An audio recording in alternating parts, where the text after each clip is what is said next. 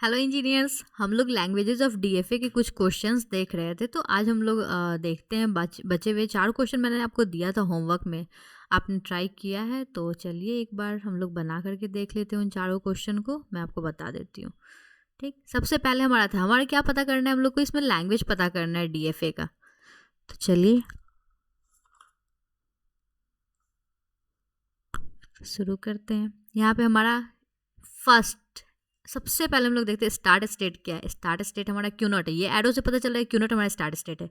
और यहाँ पे फाइनल स्टेट क्या है, फाइनल स्टेट भी हमारा क्या है, फाइनल स्टेट वो भी हमारा क्यू नॉट है, क्योंकि फाइनल स्टेट जो होता है हमारा डबल सर्कल में होता है। और ये डी एफ ए या एन एफ ए है, तो ये डी एफ ए कैसे जीरो का ट्रांजिशन करके क्यू वन पे जा रहा है। एक क्यू नॉट जो है एक सिंबल रीड किया जीरो, कहाँ वो जा रहा है, कितना पॉसिबल है इसके पास स्टेट, एक ही है क्यू वन।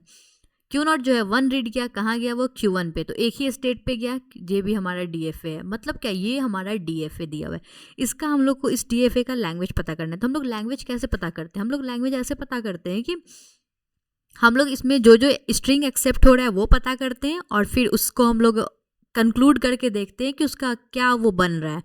और स्ट्रिंग हम लोग कैसे जनरेट करते हैं, तो हम लोग आउटपुट उठाते हैं, ठीक है, इनपुट जो ले रहा है उसको उठाते हैं, और फाइनल स्टेट पे वो इंड होना चाहिए। कैसे, तो सबसे पहले हम लोग का फाइनल स्टेट क्या है, क्यू नॉट है। तो ये सबसे छोटा इनपुट ये क्या ले रहा है, ये एप्सिलॉन ले रहा है, क्योंकि यही स्टार्ट है यही एंड है, बिना कुछ ये रीड किए हुए भी खुद पे ही रह रहा है, तो एप्सिलॉन हो गया पहला। दूसरा ये क्या इनपुट ले रहा है, तो ये पहले स्टार्ट तो हमेशा यहीं से करेंगे, ऐसा नहीं कि Q1 पर जाएंगे और यहाँ चले आएंगे, नहीं। स्टार्ट स्टेट हमारा क्यू नॉट है, और आना भी हम लोग को स्टार्ट करना है स्टार्ट स्टेट से, इंड करना है इंड स्टेट पे। बाकी जितना सिंबल रीड किया वो सबको लिख देना है इस दौरान। तो ज़ीरो रीड किया, गया Q1 पे, फिर वहाँ से आ गया जीरो रीड करके, तो ये हो जाएगा हमारा एक हो जाएगा। जीरो रीड किया Q1 पे गया, फिर वन रीड करके क्यू नॉट पे आ गया। एक हो जाएगा वन रीड किया और Q1 पे गया, और फिर वहाँ से जीरो रीड करके आ गया, फिर वन रीड किया और वन रीड करके यहाँ वापस आ गया। तो ये हमारा दो दो का पॉसिबल हुआ। अब फिर तीन का ऐसा भी हो सकता है, जीरो रीड करके यहाँ गया, फिर जीरो रीड करके यहाँ जीरो जीरो, सारा जीरो जीरो भी हो सकता है, जीरो जीरो जीरो जीरो, और या फिर सारा वन वन वन वन भी हो सकता है, जीरो वन मिक्स करके भी हो सकता है, one one zero one one, फिर एक और जीरो या फिर वन कुछ भी लगा देंगे। तो मतलब हम लोग यहाँ क्या देख रहे हैं, सारा पॉसिबल स्ट्रिंग।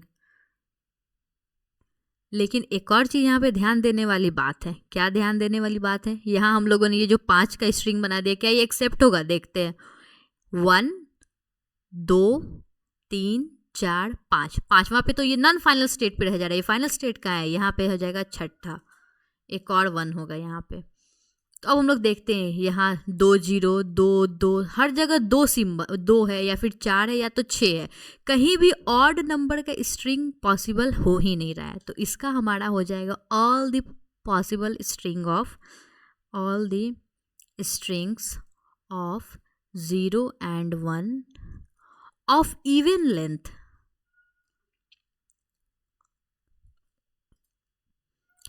और इंक्लूडिंग हैविंग इवन लेंथ ज़्यादा बेटर रहेगा।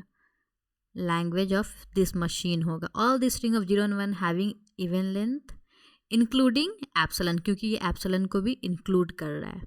तो ये क्वेश्चन आई होप आप लोगों को समझ में आया हो। नेक्स्ट क्वेश्चन हम लोग देखते हैं। नेक्स्ट क्वेश्चन आपको देख के थोड़ा डर लग रहा है, ऐसी कोई बात नहीं है, ठीक है। इसमें हम लोग देखते हैं स्टार्ट स्टेट कौन सा है। और स्टार्ट स्टेट तो मैंने दिया ही नहीं, स्टार्ट स्टेट आपका यही है, क्यू नॉट। ये स्टार्ट स्टेट है, फाइनल स्टेट हमारा Q3 है। मतलब क्या, क्यू नॉट से स्टार्ट करना है, सिंबल रीड करना है, और Q3 पे ही ख़त्म करना है। अब कैसे पहुंचना है वो सारा हमारा स्ट्रिंग हो जाएगा। तो सबसे छोटा कौन सा हो रहा है पहुंचने का, इस चीज़ को देखना कि सबसे छोटा कौन सा हो रहा है पहुंचने का। तो सबसे छोटा होगा हमारा एक, यहाँ सीधा चला जाएगा रीड करते हुए, कहीं लूप में नहीं फंसेगा। लूप मतलब क्या, खुद पे ही नहीं रह रहा है वो। तो 0 0 1 सबसे छोटा यही रीड करके स्टार्ट से फाइनल पे पहुंच रहा है। सेकेंड हम लोग देखेंगे 0 0 एक और 0 तब 1, 3 0 1। चौथा देखेंगे 1 0 0 1, उसके बाद 0 0 1 1, 0 0 1 और ये खुद पे भी एक बार लूप में है 1। ऐसे करके अगर हम लोग स्ट्रिंग जनरेट कर रहे हैं तो देख रहे हैं हमारा क्या बन रहा है। उसके बाद फिर नेक्स्ट है हमारा 1 0 0, नहीं हम लोग इसमें वापस से भी जाके एक बार देख लेते हैं। तो 1 0 0 फिर 0 0, तो क्या लिखा था हम लोगों ने 1 0 1 0 फिर 1 फिर 0 0 1। तो हम लोग मतलब स्ट्रिंग जो जनरेट करे इसमें हम लोग को क्या कॉमन दिख रहा है? इसमें कॉमन ये दिख रहा है कि 0 0 1 वाला जो स्ट्रिंग है वो सब में है। 0 0 1 वाला स्ट्रिंग जो है वो सब में है, जितना भी स्ट्रिंग जनरेट हो रहा है। तो इसका हम लोग का लैंग्वेज क्या हो जाएगा? इसका लैंग्वेज आपको हो जाएगा, language of this machine will be all the strings of 0 and 1 having substring 0 0 1। ये हो जाएगा लैंग्वेज ऑफ दिस मशीन।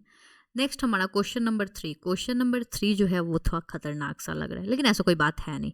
ये सबसे पहले DFA है, इसका स्टार्ट स्टेट है Q0, इसका फाइनल स्टेट भी Q0 था, इसका फाइनल स्टेट भी होगा Q0। नेक्स्ट इसका हम लोग क्या करेंगे? स्ट्रिंग जनरेट करेंगे, तो हम लोग को लैंग्वेज पता चल जाएगा।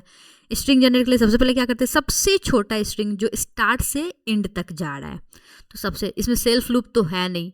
सबसे पहली बात, ये एप्सिलॉन एक्सेप्ट करेगा ये नहीं या नहीं करेगा, आप लोग बताइए। ये एप्सिलॉन एक्सेप्ट करेगा क्योंकि ये खुद पे भी रह जा रहा है, स्टार्ट और एंड दोनों सेम ही है, तो ये एप्सिलॉन एक्सेप्ट करेगा। दूसरा सबसे छोटा सा स्ट्रिंग हो गया एप्सिलॉन, दूसरा क्या होगा? ए 3 ए हो सकता है, या फिर बी 3 बी हो सकता है, या फिर ए हो सकता है, ए, या फिर बी हो सकता है, या फिर बी हो सकता है, या फिर ए बी हो सकता है। जितना मैंने स्ट्रिंग लिखा है आप यहाँ पे एक्सेप्ट करवा करके देखिए। तो ए फाइनल स्टेट पे पहुँच रहा है, स्टार्ट स्टेट से स्टार्ट कर रहे हैं, फाइनल स्टेट पे पहुँच जा रहा है। ट्रिपल बी है, स्टार्ट स्टेट से स्टार्ट कर, स्टार्ट स्टेट क्या है? Q0, यहाँ से हो रहा है, तो बी ये भी एक्सेप्ट कर रहा है। तो इस तरह से ये सारा स्ट्रिंग एक्सेप्ट कर, या फिर हम लोग लिख सकते हैं ट्रिपल बी, या फिर ट्रिपल ए ये एक्सेप्ट कर रहा है। बी ट्रिपल बी हो गया, फिर ट्रिपल ए भी है उसके साथ लगा हुआ, तो ए मतलब हम लोगों ने स्टार्ट स्टेट से स्टार्ट किया था और पहुंच भी रहे हैं हम लोग स्टार्ट स्टेट पे। तो मतलब इतने सारे ये स्ट्रिंग जनरेट करेगा। तो इसमें आपको क्या ओवरऑल अगर आप लोग जनरलाइज को करते हैं, कंक्लूड करते हैं, तो इससे आपको क्या पता चल रहा है? इससे आपको पता चल रहा है कि ये हमेशा 3 के मल्टीपल्स में जनरेट कर रहा है, या तो 3 का, या तो 6 का, या तो 9 का, ऐसा जनरेट कर रहा है। तो इसका language of this machine will B all the possible strings of A and B having length divisible by 3. All the strings of A and B having length divisible by 3. Next question, question number 4.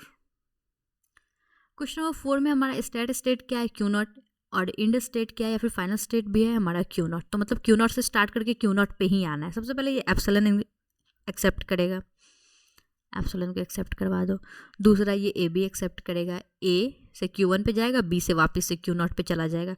तीसरा ये आपको accept करेगा ए B ए से यहाँ जाएगा, फिर B से यहाँ जाएगा, फिर ए से यहाँ, फिर बी से यहाँ, फिर लास्ट में फाइनल स्टेट पे पहुँच गया।